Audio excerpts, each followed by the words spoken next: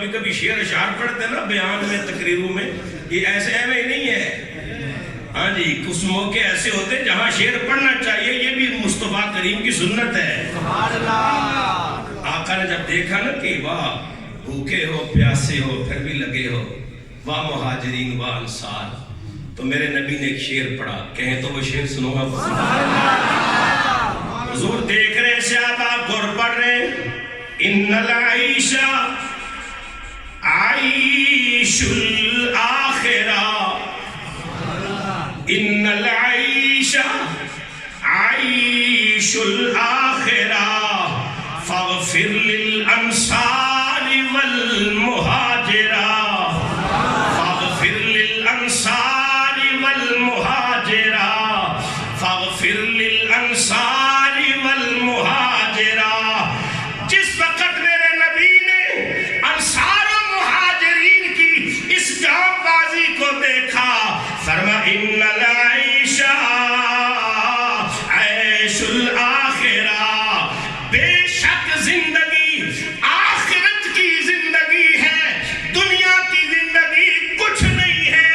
پھر میرے نبی نے فرمایا فاغفر للانصار والمہاجرہ، اللہ میرے ان انصار کو بھی بخش دے، میرے ان مہاجروں کو بھی بخش دے۔ اور حضور بار بار کہتے فاغفر للانصار والمہاجرہ، اللہ میرے انصار کو بھی بخش دے، میرے مہاجروں کو بھی بخش دے۔ جس وقت انصار و مہاجرین نے اپنے ہادی کی زبان سے، رحمت للعالمین نبی کی زبان سے بار بار یہ دعا سنی، یا اللہ میرے انصار کو بھی بخش دے، میرے مہاجروں کو بھی بخش دے، پھر جناب والا انہوں نے جوابی شعر پڑھیا۔